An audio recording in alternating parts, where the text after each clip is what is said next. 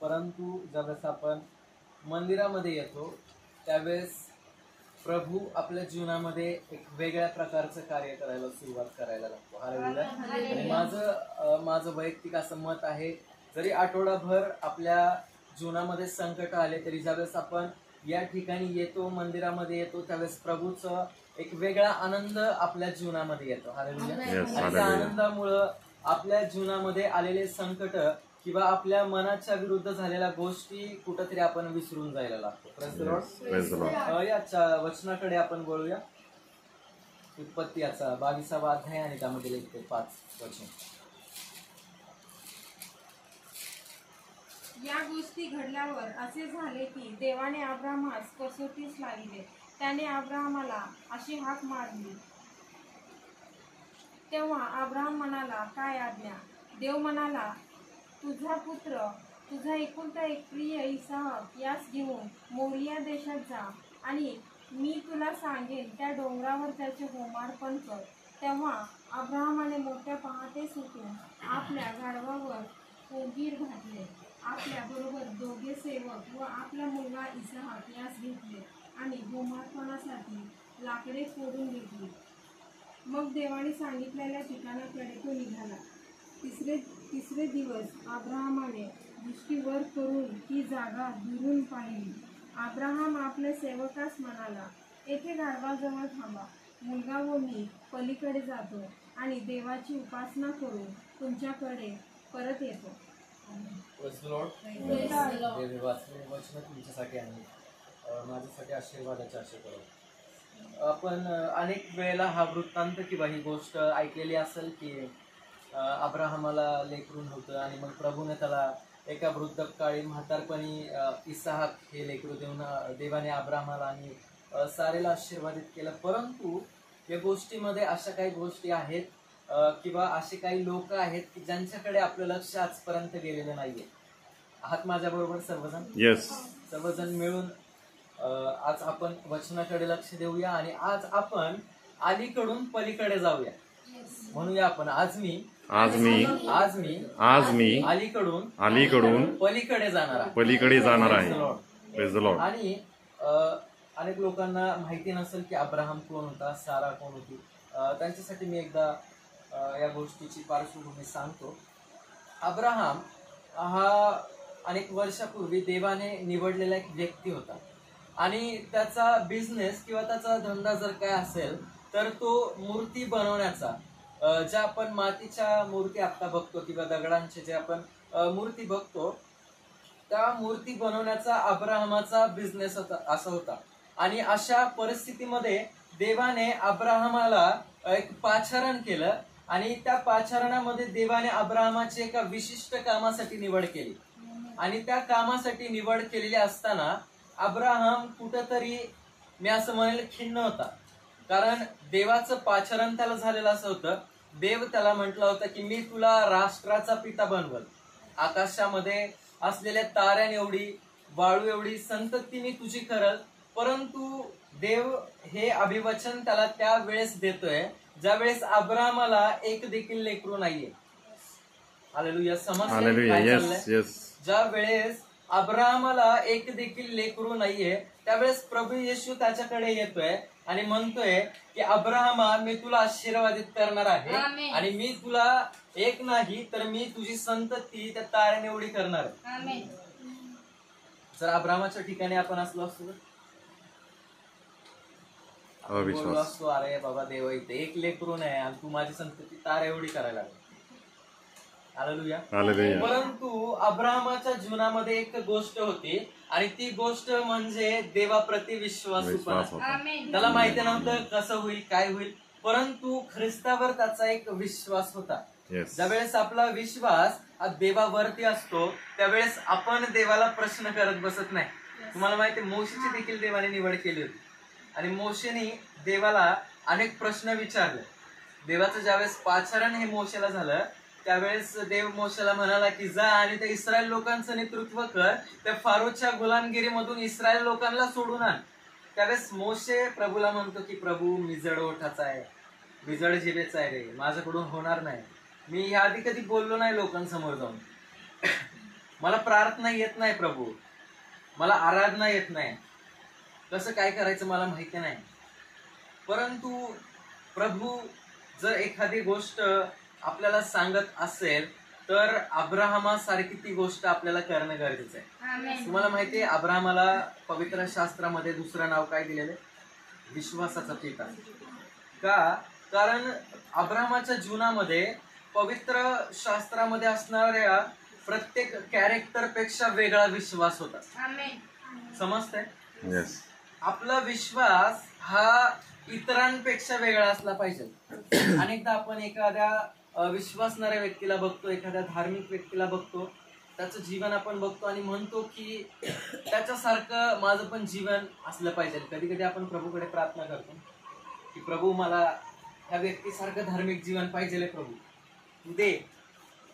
परंतु अब्राहमाला माहिती होतं की माझा जो विश्वास आहे तो मी एक मनापासून ठेवलेला विश्वास आहे आणि माझा विश्वास हा इतरांपेक्षा वेगळा विश्वास आहे. ज्या वेळेस आपण प्रभूची आज्ञा किंवा प्रभूचा विश्वास हा इतरांपेक्षा काहीतरी वेगळ्या प्रकारे आपण प्रभूला सादर करून दाखवतो, त्यावेळेस प्रभू आपल्या जीवनामध्ये अशक्य गोष्टी शक्य करायला लागतात. आमेन. ज्या गोष्टी अशक्य आपल्याला वाटतात त्या गोष्टी प्रभू आपल्या जीवनामध्ये शक्य अशा करायला लागतो.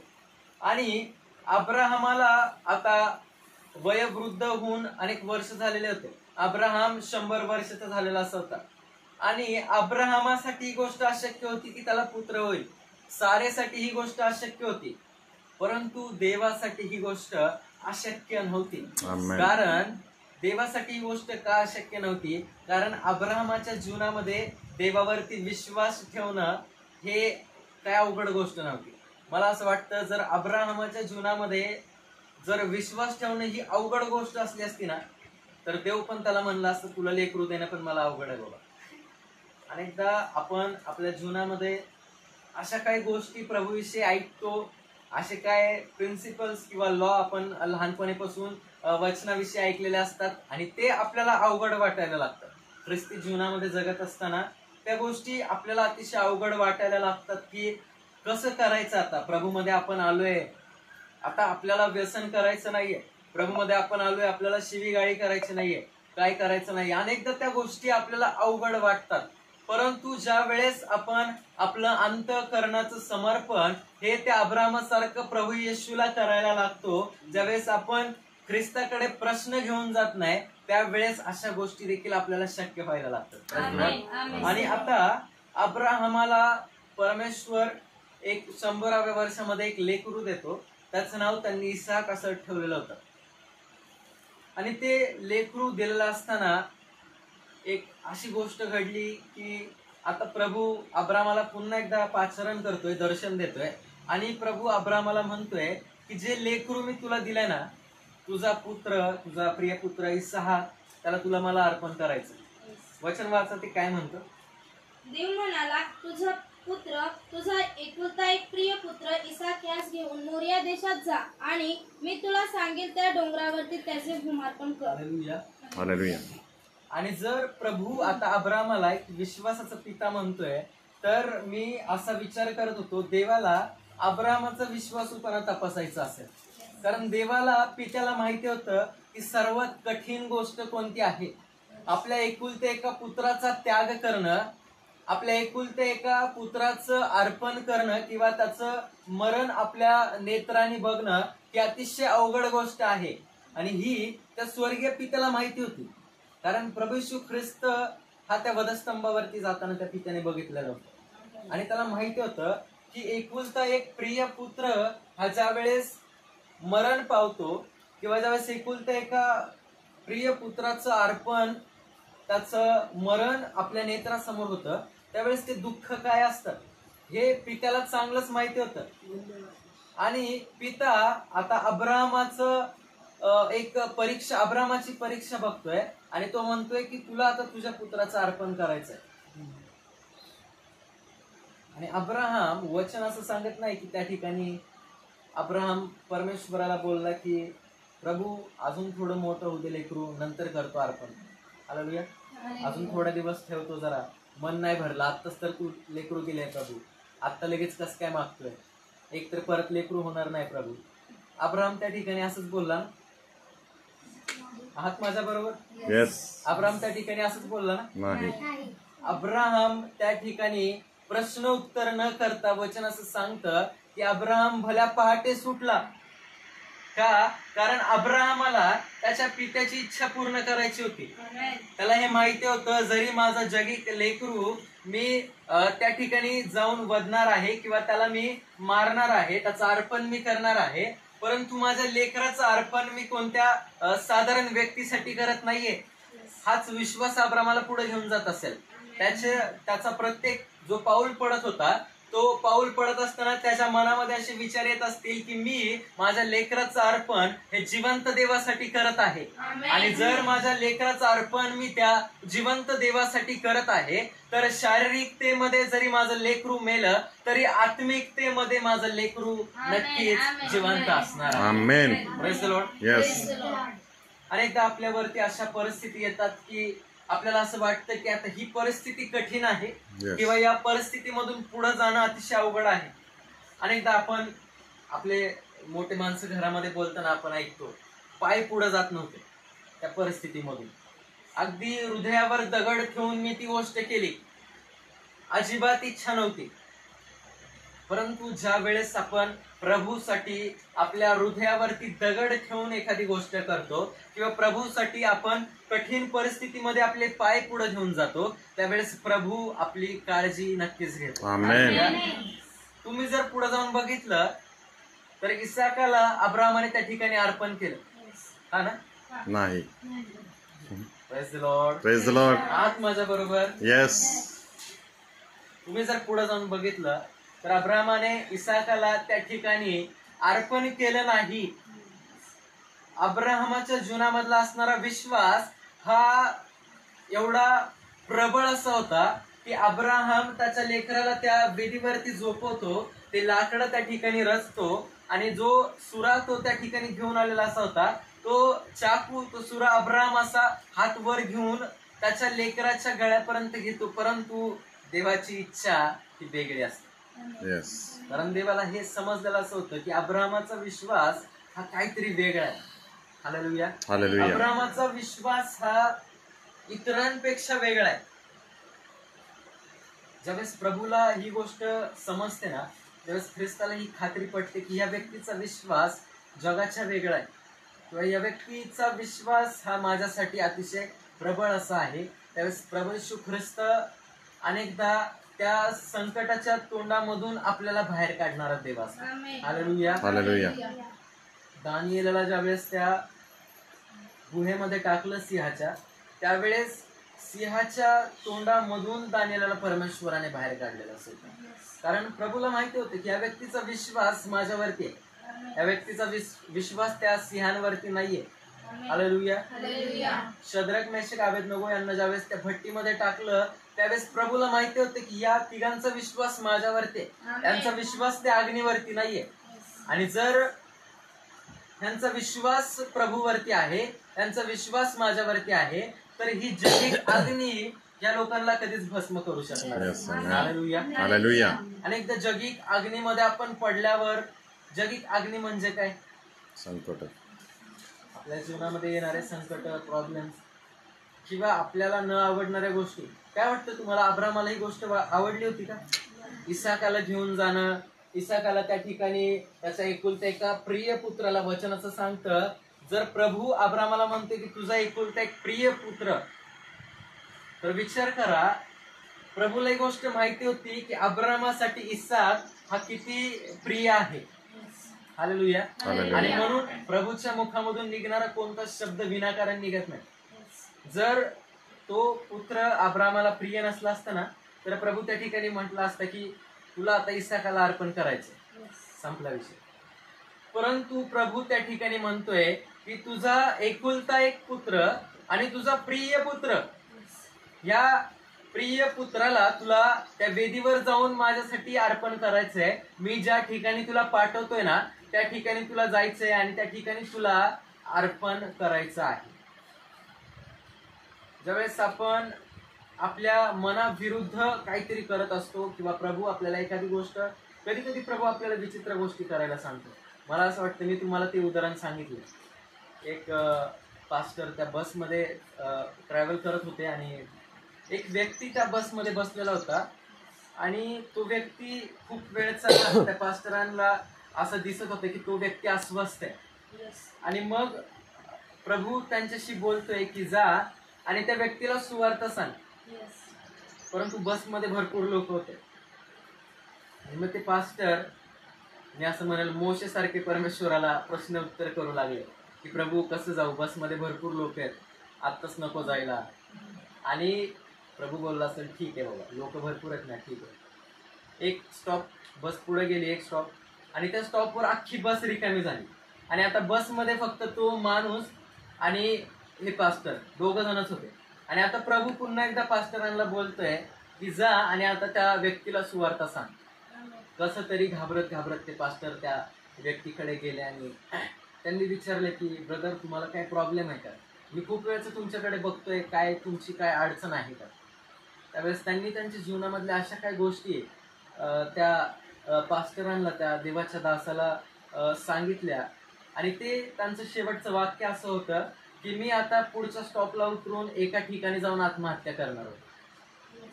परंतु आज हे जे जिवंत वचन माझ्याकडे आलेलं आहे ना, किंवा जी गोष्ट आज मला भेटलेली आहे ती गोष्ट मला माझ्या संपूर्ण आयुष्यामध्ये जोपर्यंत प्रभू मला विसावा देत नाही तोपर्यंत मी कधीच माझ्या स्वतःचं सुसाईड त्या ठिकाणी करणार नाही. हालेलुया. अनेकदा प्रभू आपल्याला विचित्र गोष्टी करायला लावतो. ही गोष्ट देखील विचित्र होती ना, जा आणि लेकराचं अर्पण कर, हे काय? जा आणि एखाद्या कोकराचं अर्पण कर, हे ठीक होतं. हालेलुया. जा एखादं मेंढरू घे बाबा आणि त्या मेंढराचं अर्पण त्या ठिकाणी कर, हे ठीक होतं. परंतु लेकराचं अर्पण कर, जरा विचित्र गोष्ट आहे. परंतु मला तुम्हाला सांगायला आवडेल, आपल्या प्रभूचं गणित हे अतिशय उलट आहे. आपला प्रभू ज्यावेळेस एखादी गोष्ट तुम्हाला आणि मला सांगतो त्यावेळेस ती गोष्ट जरी आपल्याला ऐकायला विचित्र वाटली, करायला विचित्र वाटली, तरी तीच गोष्ट आपल्याला आशीर्वादित करणार आहे. आमेन. अनेकदा आपण म्हणतो की ही गोष्ट माझ्यासाठी कठीण आहे, आता तिकडे जायला नको, पण वेळ प्रसंग आलाय तर जातो. अनेकदा आपण म्हणतो की प्रार्थना कठीण आहे फार, प्रार्थना नका सांगू. हालेलुया. आराधना नका सांगू, कारण मनाची तयारी नसते.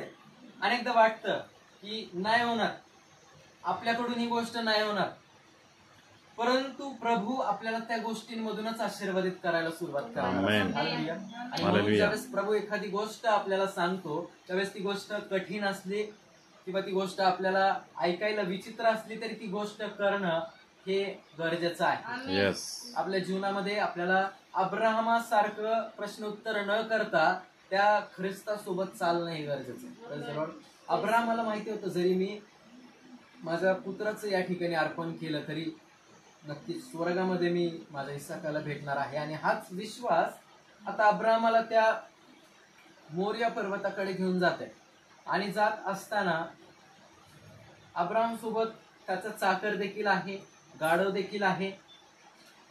अनेकदा आपण ह्या गोष्टीकडे लक्ष नाही दिलं. आपण अब्राहमाबद्दल ज्यावेळेस ऐकतो ना त्यावेळेस फक्त आपण ह्याच गोष्टी बघतो की अब्राहमाचा विश्वास कसा होता, अब्राहमाने इसाकाला त्या ठिकाणी अर्पण केलं नाही, देव किती चांगला आहे, ह्या गोष्टी ऐकतो. परंतु आज एक गोष्ट प्रभूने मला या वचनामधून दाखवली. ज्यावेळेस अब्राहम आणि इसाहाक हे त्या मोरिया पर्वतावर चाललेले होते त्यावेळेस त्याच्या चाकराला अब्राहम बोलला की तुम्ही याच ठिकाणी थांबा. त्याचे गाढव होतं आणि त्याचा जो चाकर होता ना त्यांना अब्राहम बोलला की याच ठिकाणी थांबा. ते वचन आपण वाचलं. अब्राहम आपल्या सेवकास म्हणाला, येथे गाढवाजवळ थांबा, मुलगा व मी पलीकडे जातो आणि देवाची उपासना करून तुमच्याकडे परत येतो. हालेलुया. आज माझा दुसरा पॉइंट हा असणार आहे की काय आपण पलीकडे जाणारे लोक आहोत किंवा त्याच ठिकाणी थांबणारे लोक आहोत. आहात माझ्या बरोबर? या गोष्टीकडे आपण कधी लक्ष दिलं नाही. परंतु काल मी या वचनाकडे काळजीपूर्वक लक्ष देत होतो आणि मी प्रार्थनेमध्ये प्रभूला हे विचारत होतो की काय प्रभू या गोष्टीमधून किंवा या वृत्तांतामध्ये काय अजून काय रहस्य आहे. त्यावेळेस प्रभूने ही गोष्ट दाखवली की अनेक मंडळांमध्ये ख्रिस्ती लोक, मी वैयक्तिक कोणाला बोलत नाहीये, अनेक असे लोक आहेत किंवा अनेक ख्रिस्ती लोक असे आहेत की जे काही काळ प्रभूसोबत चालतात, काही काळ प्रभूसोबत चालतात, परंतु ज्या वेळेस त्यांच्या जीवनामध्ये चढ उतार येतात त्यावेळेस ते त्याच ठिकाणी थांबतात. पलीकडे जाणं हे त्यांच्यासाठी कुठंतरी कठीण व्हायला लागतं. आज आपल्याला स्वतःला तपासून पाहणं गरजेचं आहे की काय आपण प्रभू सोबत पलीकडे जाणारे लोक आहोत किंवा काय आपण त्या चाकरासारखे आणि त्या गाढवासारखे त्याच ठिकाणी थांबणारे लोक आहोत. आज काय आध्यात्मिकतेमध्ये आपण पलीकडे गेलेलो आहोत का? ज्या वेळेस हा डोंगर अब्राहमाने बघितला ना, त्यावेळेस अब्राहम त्या चाकराला म्हणतो की तू इकडंच थांब. अनेकदा आपल्या जीवनामध्ये अविश्वासूपणाचे डोंगर येतात. अनेकदा आपल्याला असं वाटतं की काय देव देव देव देव, मी खूप देव देव करतोय, मी खूप प्रार्थना करतोय, मी खूप आराधना करतोय, परंतु हा जो डोंगर आहे तो डोंगर माझ्याकडून पलीकडे जाणं होत नाहीये. या डोंगराच्या अलीकडेच मी थांबलेलो आहे. परंतु प्रभूची इच्छा नाहीये की आपण अलीकडे थांबणारे लोक असावेत. आणि म्हणून मी वचनाच्या सुरुवातीलाच हे म्हटलो की आपण आज पलीकडे जाणार आहोत.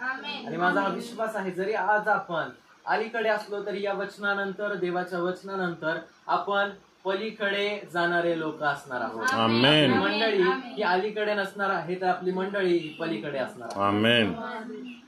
आज आपल्याला